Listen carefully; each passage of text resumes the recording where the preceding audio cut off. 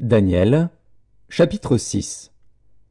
Darius trouva bon d'établir sur le royaume 120 satrapes qui devaient être dans tout le royaume. Il mit à leur tête 3 chefs, au nombre desquels était Daniel, afin que ces satrapes leur rendissent compte et que le roi ne souffrît aucun dommage. Daniel surpassait les chefs et les satrapes parce qu'il y avait en lui un esprit supérieur, et le roi pensait à l'établir sur tout le royaume. Alors les chefs et les satrapes cherchèrent une occasion d'accuser Daniel en ce qui concernait les affaires du royaume. Mais ils ne purent trouver aucune occasion ni aucune chose à reprendre parce qu'il était fidèle et qu'on n'apercevait chez lui ni faute ni rien de mauvais.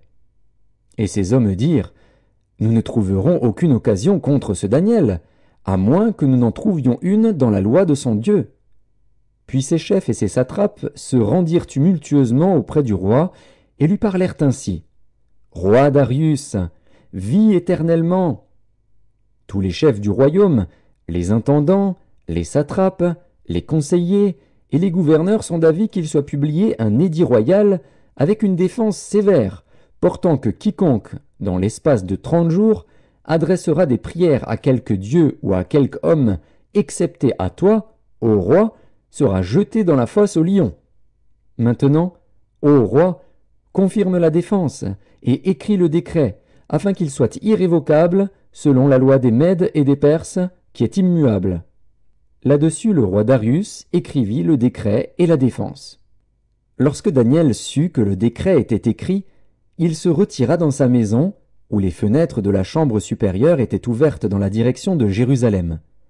Et 3 fois le jour il se mettait à genoux, il priait, et il louait son Dieu, comme il le faisait auparavant. Alors ces hommes entrèrent tumultueusement, et ils trouvèrent Daniel qui priait et invoquait son Dieu. Puis ils se présentèrent devant le roi, et lui dirent au sujet de la défense royale : « N'as-tu pas écrit une défense portant que quiconque, dans l'espace de 30 jours, adresserait des prières à quelque dieu ou à quelque homme, excepté à toi, ô roi, serait jeté dans la fosse aux lions ?»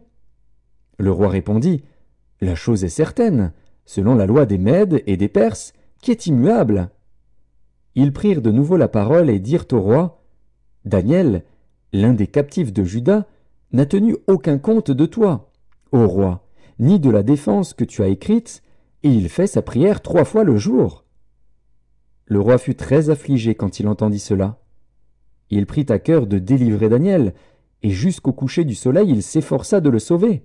Mais ces hommes insistèrent auprès du roi, et lui dirent : « Sache, ô roi, que la loi des Mèdes et des Perses exige que toute défense ou tout décret confirmé par le roi soit irrévocable. » Alors le roi donna l'ordre qu'on amenât Daniel, et qu'on le jetât dans la fosse aux lions.